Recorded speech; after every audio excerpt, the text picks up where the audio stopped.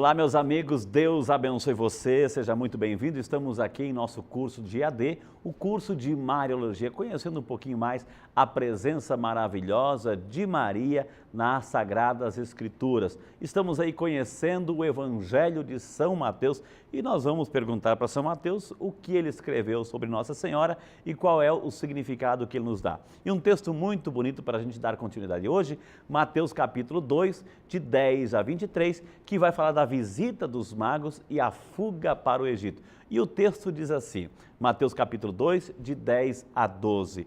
Diz o texto maravilhoso que a gente pode ver, a aparição daquela estrela os encheu de profunda alegria. Entrando na casa, acharam o menino com a mãe, Maria, sua mãe, prostrando-se diante dele, o adoraram. Depois, abrindo os seus tesouros, ofereceram-lhe como presentes ouro, incenso e mirra. Avisados em sonho de não tornarem a Herodes, voltaram para a sua terra por um outro caminho. Esse é o texto maravilhoso. O episódio dos magos é repleto de ensinamentos. Eles vieram do Oriente e chegaram em Jerusalém. Jerusalém era o centro do mundo para o qual dirigem-se todos os povos da terra com seus reis, trazendo suas riquezas. Isaías 60 já diz isso. Porém, aqui os magos não ficam em Jerusalém, eles vão para Belém, olha só, de Jerusalém eles vão para Belém. Belém significa casa do pão, Beit Helem, casa do pão, deslocando a nova capital, o novo lugar para ser reverenciado. Maria aparece aqui como sendo a nova Jerusalém. Maria é essa nova capital. Se todos chegavam já em Jerusalém, agora não chegam mais em Jerusalém, vão para Belém. E Maria representa essa nova Jerusalém, a nova capital, é o novo templo. Em Maria encontramos esse novo templo para ser adorado. Jesus, o Salvador. É indo ao encontro de Maria que encontramos o Salvador. Ela é agora o trono do novo rei. Quando se vai ao encontro de Maria, se encontra o Filho de Deus, digno de todo louvor e de toda adoração. Foi isso que os magos fizeram. E o que encontraram? Uma mãe rainha, vestida da mais pura simplicidade, sem pompas e circunstâncias. E nos braços da mãe rainha, simples como ela, encontraram o Rei dos Reis. Nesse encontro, houve prostração e adoração. Houve entrega de presentes para a realeza. A experiência foi tão grande que até eles, os magos, voltaram para um outro caminho.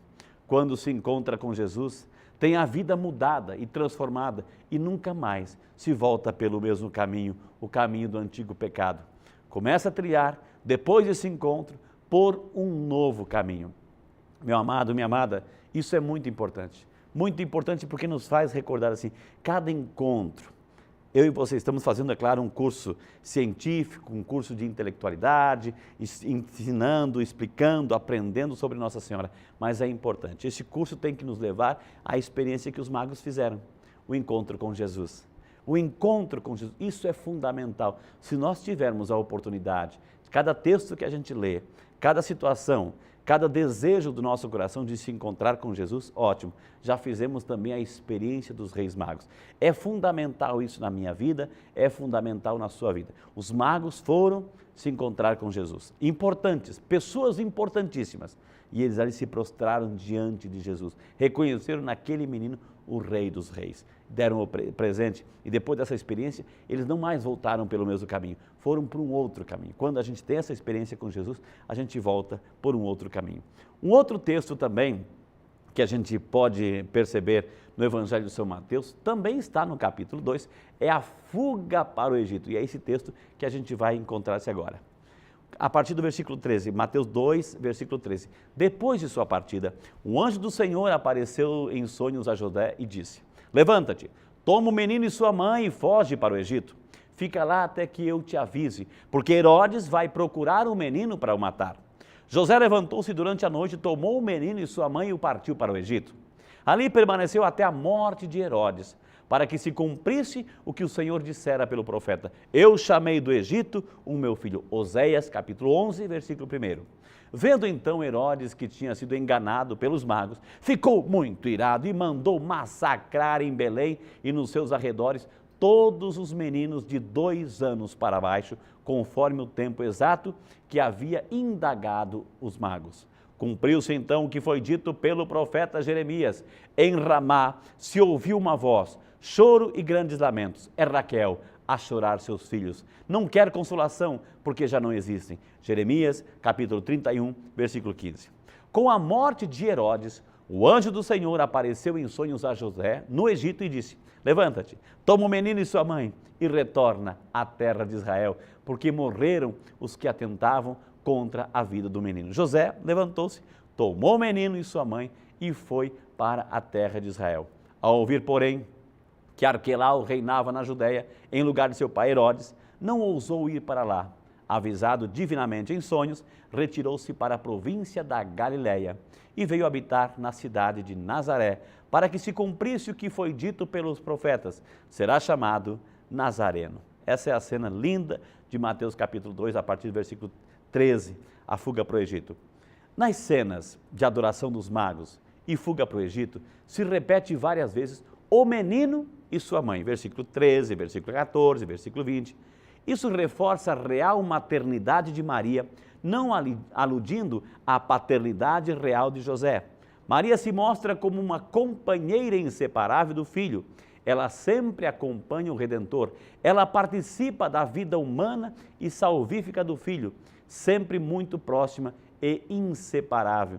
Essa é a nossa característica bonita que dá. Sempre Mateus faz questão de recordar Maria, a mãe e o filho, né? Para dizer, desde o capítulo 1, e a gente já viu, já estudou, nós já estudamos aqui em nosso curso de EAD, quando o capítulo 1 descreve a origem de Jesus, chega, fala todas as vezes, Abraão gerou Isaac, Isaac gerou Jacó, e começa toda aquela fila de nomes, etc. Quando chega em José, olha só, José, esposo de Maria, da qual nasceu Jesus, não diz que José gerou Jesus, ou que Jesus seja filho de José. Significa que ali houve uma ruptura, houve uma intervenção, ali naquele momento. Por isso que Mateus faz questão, Maria e sua mãe.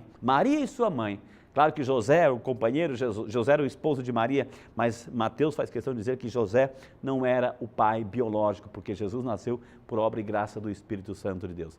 Nós vamos dar mais um passinho agora, conhecendo o Evangelho de São Mateus. Terceiro elemento, Maria na vida pública de Jesus. Se até agora a gente viu a infância, agora um pulinho a mais na vida pública de Jesus. Apesar de usar a mesma fonte de Marcos, quando fala de Maria e dos irmãos de Jesus, a cena da casa e da rejeição em Nazaré, Mateus interpreta num outro sentido. O texto muito bonito que a gente vai estudar, e você pode pegar a sua Bíblia ou anotar agora para depois aprofundar, Mateus capítulo 12, de 46 a 50. Mateus capítulo 12, de 46 a 50. A família de Jesus e os seus seguidores. O texto aparece em Marcos e Lucas, porém Mateus dá um significado bem particular.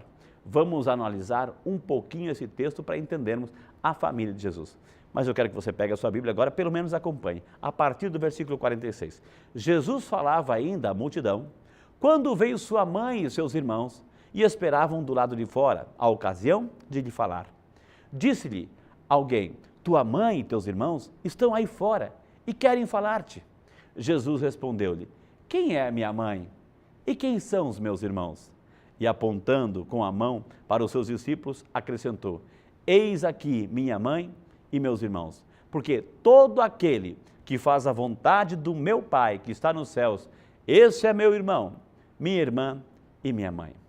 Palavra da salvação, a gente sabe. Aqui aparece claro a ideia e a importância de seguir a Jesus, fazer a sua vontade. Não há, portanto, referência negativa à família biológica de Jesus. E Maria é apresentada como aquela que em tudo procurou fazer a vontade de Deus. Ela é um bom exemplo para Jesus. Nós vamos encerrar essa aula aqui. No próximo momento a gente vai entrar um pouquinho mais em detalhes sobre esta família de Jesus, que ainda gera muita confusão, principalmente entre nós cristãos católicos e quando a gente é confrontado com uma outra denominação religiosa, outros irmãozinhos de outras igrejas, de outras crenças. Nós vamos entender um pouquinho mais sobre isso. Então, fique conosco, continue estudando, aprofundando, interagindo conosco, porque na próxima aula a gente vai dar continuidade ao nosso estudo de Maria na Bíblia, aqui em nosso EAD. Até outra oportunidade. Deus abençoe.